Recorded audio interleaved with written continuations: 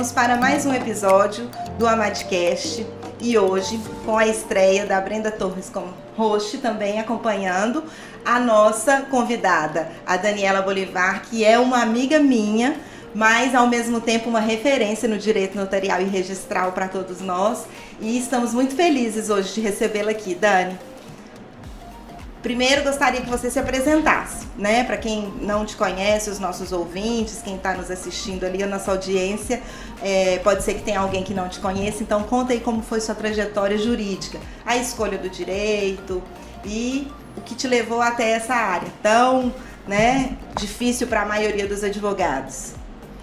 Boa noite a todos, quero agradecer o carinho aí pelo convite, né? E de fato, a doutora Ana Paula para muitos, mas para mim aqui eu vou pedir licença para chamá-la de Paula.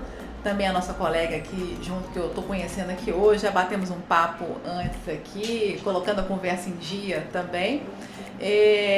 Na verdade, a gente não pode falar quanto tempo a gente já formou, que a gente já está aqui na área. Não, que a pessoa vai fazer a conta e vai descobrir nossa idade. Nós temos que pular essa etapa, mas assim, de uma forma bem rápida, né? Eu sempre quis ser advogada, né, porque estudava para fazer o curso, então quero ser advogada, e enfim. Então é aquela velha história, a gente apaixona pelo crime, mas casa com o civil. Acho que muita gente pode falar a maioria. Isso, não é? É uma máxima. Eu até que não, eu já entrei sabendo o que eu queria. Eu não quis nada no penal, nem assistia. A Dani sabe muito bem disso. Eu matava a aula, gente, vocês fecham o ouvido, mas realmente, eu estudava para passar na prova ali, eu sabia que eu jamais ia atuar no criminal, tanto que nunca atuei. Verdade, e se precisar algum dia, vou ter que contratar algum colega. Mas acho que 90% dos estudantes tem essa paixão, né? Com o penal, entra muito motivado. Eu acho que o penal é o que mostra muito o direito para o externo, né? Você vê nos filmes, que é mais conhecido. O júri, aquela coisa, né? Isso, aquela coisa mais hollywoodiana, que a gente sabe que na prática é bem diferente a realidade é muito diferente do que a gente vê nos filmes, mas eu acho que todo mundo fica com aquele gostinho. Mas eu também fui bem rápida. A paixão foi bem efêmera, assim, foi só pra entrar. Quando eu entrei, acho uma área muito interessante, eu até gostava, não matava as aulas, até achava interessante, exceto dosimetria da pena, que Deus me livre. Nossa, ainda lembra disso, pessoal. Mas eu me apaixonei pelo direito público e migrei, né, porque hoje estou totalmente no direito privado, mas minha paixão é no direito público. Olha só que interessante. Você vê que a carreira da gente, o bom do direito é isso também, né? Fantástico. A gente no decorrer da vida, a gente vai mudando de área, pelo menos isso aconteceu comigo. Sim. Então, aconteceu que eu sei com a professora Daniela, que eu vou chamar de Daniela também, mas com todo mundo eu acho que tem essa transição e eu acho que é muito gostoso do direito isso, ele te possibilitar ser várias coisas, às vezes não só uma única coisa. E como advogada acaba que a gente também atua com várias coisas e aprende, às vezes dá uma guinada, muda de área, então acho que é o mais interessante mesmo. E é legal contar isso aqui também pro pessoal, né? Quem tiver aí pensando em dar uma mudada, né? Em dar aquela mudar de área mesmo, vai, porque a gente tem que ser feliz. Né? Acho que tem que buscar o que se sente realizado na profissão, porque realmente é uma área que não é fácil, a gente está todo dia ali resolvendo problemas. Então a gente realmente tem que gostar do que está atuando. E aproveitando que a gente está falando do extrajudicial, conta para nós, doutora Daniela, quais são as inovações que a Lei 14.383, eu sempre erro, 82, de 22, trouxe para as serventias. De uma forma, claro, geral, né? Senão a gente não muitas novidades, né? Querendo uma pós-graduação aí, a gente está gastando um bom tempo aí para estudar ponto a ponto, mas assim, as mudanças foram gigantescas, sabe? A legislação veio num momento muito oportuno. Na verdade, a lei tem que acompanhar essas mudanças do dia a dia, né? Então, trazer a necessidade da sociedade para a legislação. Então, tem que atender essa necessidade, né? E eu percebi, assim, que de uma forma geral, realmente veio a atender. Então, a questão da celeridade, né, da eficiência, da celeridade, quando ela traz a SERP, né, o Sistema Eletrônico de Registros Públicos. Eu acho que esse é o grande avanço. Esse é o tchan, né? É o que a gente sofre, né? A falta de ficar de unificação da informação. Então, eu acho que estamos caminhando, né, para isso. Claro que ainda vai É um começo, aperfeiçoar. E assim, uma coisa é um passo, né? A implementação, mudar um ordenamento jurídico não é simples, não é algo que acontece da noite pro dia. Mas já foi um grande avanço nesse sentido. Essa necessidade da comunicação nacional. Isso. A gente já tem algumas bases de consulta, por exemplo, assim, você tem a CENIB, que é a Central Nacional de Disponibilidade de Bens e Direitos, lá do provimento 39, então ela é nacional, isso é bacana, né? Para fazer os bloqueios de bens e direitos aí. Você tem a SENSEC, que você pode fazer uma consulta, você tem testamento, inventário, partilha, uma certidão de nascimento, enfim. Então você tem já caminhamos. Então isso aqui não vem do zero, né? Já teve determinações que eu acho que boa parte da serventia já cumpriram, de informatizar todo o serviço, todos os livros, todo o acervo da serventia, para chegar nessa segunda fase, né? Eu peguei a primeira fase lá atrás, quando começaram os prazos, ainda trabalhava no cartório, para começar os prazos mesmo para informatização, para digitalização de todos os livros, todos os acertos. Eu lembro que era uma coisa fantástica assistir aquela equipe que veio do Rio Grande do Sul, pegando os livros antigos da serventia, enorme, né? Livro com a capa de madeira, enorme, abrindo com luvas, máscaras, um sistema de iluminação, porque ali é a história de Belo Horizonte, né? Várias serventias têm esse acervo também e tal. Então, a SERP vem para dar continuidade e daqui a alguns anos nós vamos arrematar isso aí. Você pega um exemplo, você vai entrar com uma usucapião constitucional. Um dos requisitos, você não pode ter outros imóveis. Aí você junta a certidão de busca dos 10 cartórios de Belo Horizonte. E o resto do Brasil? Exato. É meio ilusório, né? É o top. Sim, né? É claro que a serventia... E a parte declara também, a parte declara, né? Você mas não pode fazer declaração falsa. Tudo, né? Porque uma coisa declara tudo, depois vai saber. Não sabia, declarei no sentido da cidade, né? E tal. Apesar que em algumas serventias oficiais já tem, né, sistema que eles pagam para fazer a consulta, mas nem todas as serventias têm. Porque a gente tem que pensar uma coisa, quando fala assim cartório, a gente tem aquele lapso, né, de só pensar em serventia rentável, né? Principalmente quem está aqui em Belo Horizonte. Você pensar no interior, a realidade é bem diferente. É bem diferente, né? Tem serventia aí que ela é deficitária, na verdade. Tem serventia que entra no concurso, o pessoal não assume, né? Vai lá e desiste e tal, e nunca tem um titular ali, enfim. Então, essa não é a realidade da maioria. Mas, então, voltando a 14.382, ela foi fantástica essas mudanças. Então, a gente tem em várias áreas. Então, ela alterou a Lei 6.015, ela alterou a Lei 4.591 de condomínios e incorporações imobiliárias, ela alterou a Lei 6.766, então, assim, várias legislações, né? Então, pensei talvez em falar aqui para vocês alguns pontos que eu acho assim, os que vale mais a pena, importantes, né? de prazos, além do suscitação CEP, de dúvida, né? que eu acho interessante a gente abordar, né? de incorporação imobiliária, que é um tema que os advogados, é um tema complexo, que é complexo, os advogados também, que a nossa audiência vai interessar, enfim, né? Tem a questão do nome. Então, assim, tem muito assunto, são muitas modificações. Eu até coloquei uma colinha aqui mais ou menos, porque eu já imaginei que pudesse me perguntar, eu falei assim, porque realmente é um ponto... E é difícil memorizar todas as modificações. São várias. E ela traz para o sistema registral como todo, né?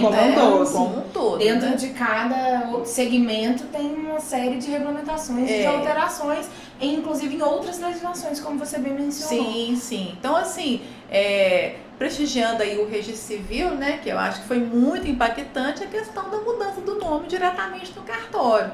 Antigamente você tinha que judicializar.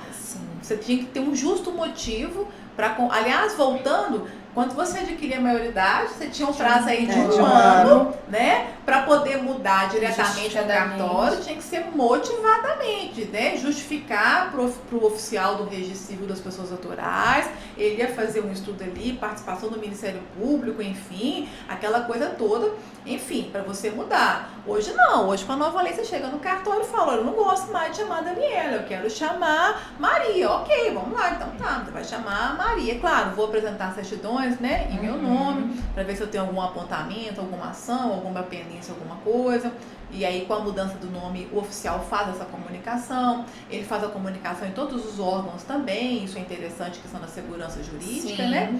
Mas isso aí diminuiu muito o número de processos da vara, por exemplo, essa questão da mudança do prenome. A questão de sobrenome também, né? Antigamente tinha que ajuizar uma ação, eu quero incluir o sobrenome do meu tataravô, porque na época... parou ali, né? Meu avô já não tem, meus pais não têm, e eu quero homenagear o meu tataravô. Essa questão de sobrenome para homenagear era muito comum na vara. E aí ia depender do posicionamento do juiz, porque a titular, ela ficou um tempo na turma recursal, depois ela voltou, passaram alguns juízes por lá, então é questão de posicionamento. Então teve juiz que entendeu assim, olha, o princípio da continuidade registral. Então, se os seus avós não têm, seus pais não têm sobrenome e não colocaram em você, houve uma quebra. Então, você não vai ter o sobrenome, ainda que seja homenagem. Né? Doutora Maria Luísa já não entendia dessa forma. Ela aceitava, não, tá na sua linha. E aí você vê que a lei vem e traz exatamente, né? Então, você pode ir no cartão e falar assim, olha, eu quero colocar o sobrenome do meu tataravô. E a gente verifica também, de uns anos para cá, um aumento muito grande dos pedidos de retificação de nome para fins de reconhecimento, né, de nacionalidade, cidadania europeia, principalmente a italiana e a portuguesa. Então, aquela questão de pedir para retificar todos os registros, porque o italiano, o português, o estrangeiro como todo chegava no Brasil, o nome deles era um aportuguesado, né? Então, muito comum aquela quantidade de registro antigo, né? O Giuseppe, né, vira José, né? O Giovanni, o João, e nomes assim, completamente diferentes. Então, toda essa questão das retificações, nesse ponto continua, né? Você tem que judicializar para fazer, porque você vai alterar registros passados, né? Apesar que qualquer um ali que demonstre legitimidade pode pedir. Mas a questão de acrescentar o sobrenome, basta chegar no cartório, comprovar, né, com a certidão do registro civil, a linha ali, acabou, vou comprovar. Dani, então... vou trazer a certidão italiana de nascimento do meu tataravô. Sim, né? Apostilada, traduzida, juramentada, registrada no RTD, né? Que são os requisitos.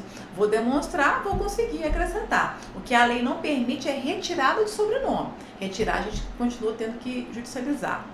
Então, isso é uma coisa muito bacana. Alguns são contra, para falar, mas e a segurança jurídica? Está liberando demais e tal, enfim.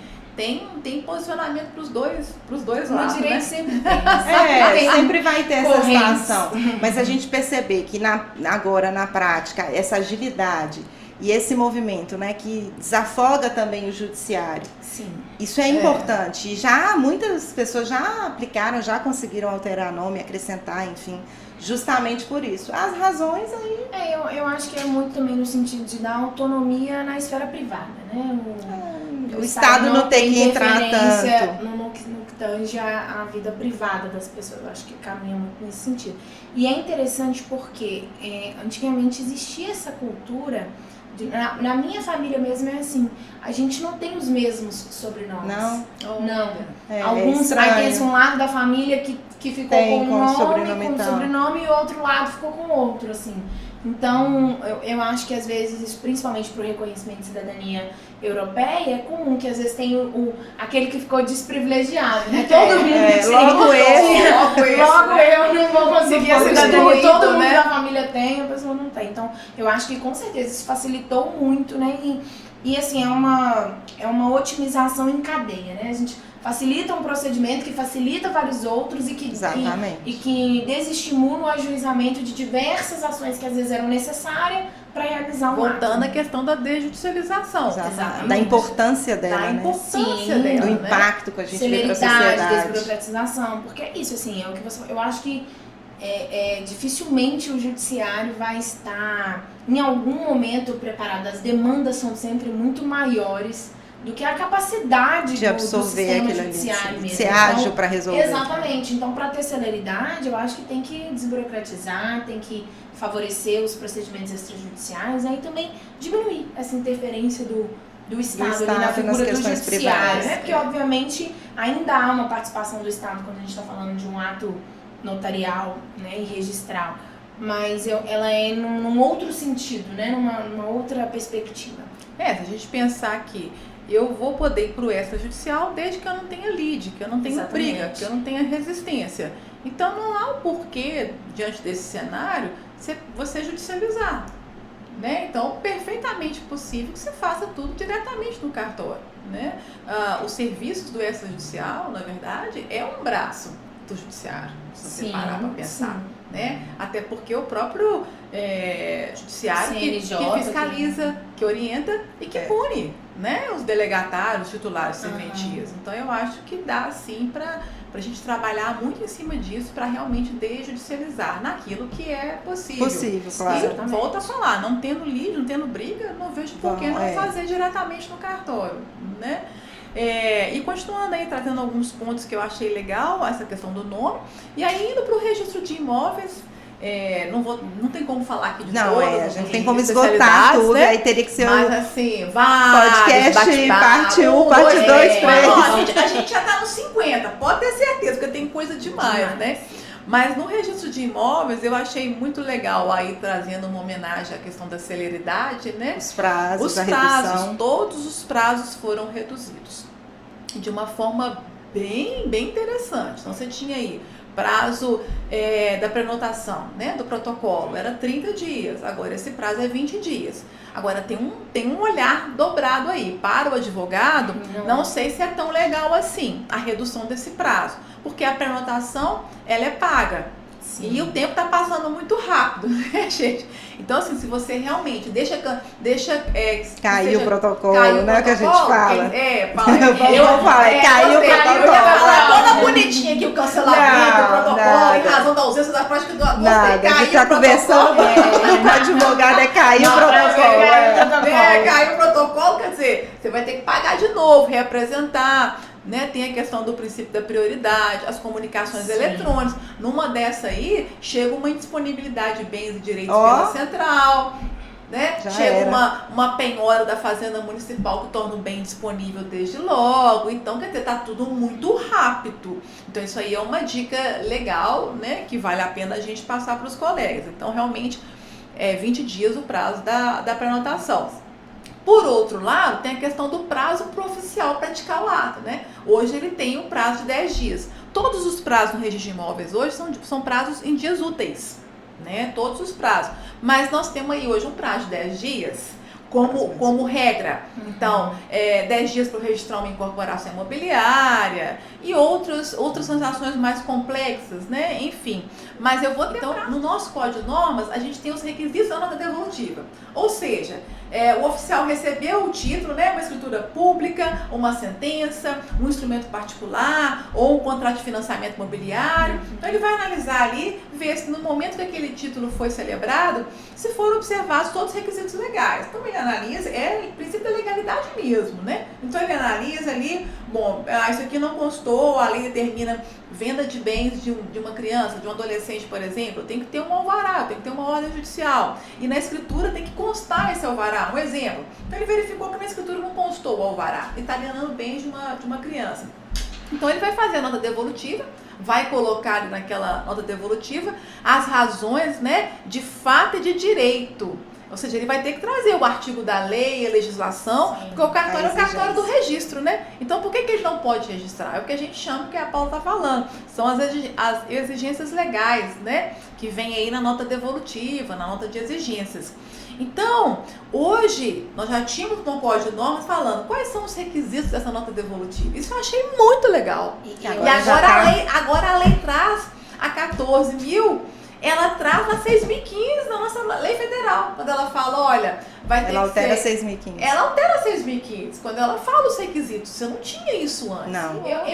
Eu já tive isso em casos de uso campeão extrajudicial, por exemplo. Estou me recordando aqui de um caso que foi exatamente assim, tinha uma exigência, eu recebi uma nota devolutiva, mas tinha uma peculiaridade do imóvel que estava, era uma área que estava sendo usucapida, dentro do município, o cadastramento imobiliário da área era, enfim, existia diversos índices dentro daquilo ali. Eu tive que ir no cartório, conversar, explicar aquela peculiaridade e resolver, às vezes, porque às vezes o município, para te dar um documento, exige que você tem alguma coisa... Eu vivi isso nesse caso também, o município queria uma decisão do cartório. Eu falei, mas eu preciso do documento pro cartório. Você não sabe o que corre, né? O município, ele pede a exatamente, aí você tem que ir lá, você tem que conversar com o outro, é o trabalho do advogado mesmo, né? De ser diligente e resolver a situação. E apresentar, gente, vocês estão me pedindo algo que é impossível. Eu falei, como que eu vou trazer uma decisão do cartório, sendo que o cartório está me pedindo esse documento para analisar o meu procedimento e me dar uma decisão? Não tem como. Ah, não, tudo bem, porque tá aquela prova diabólica, né? Você prova toda. Não tem como produzir essa prova.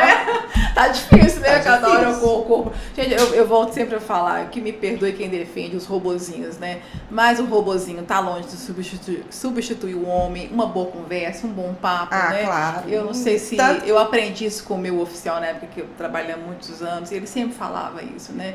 Receba, atenda, conversa, entenda o que ele precisa, entenda. Ele falava também, não resolva um problema para parte, trazendo um problema para você, né? No caso, para serventia e tal.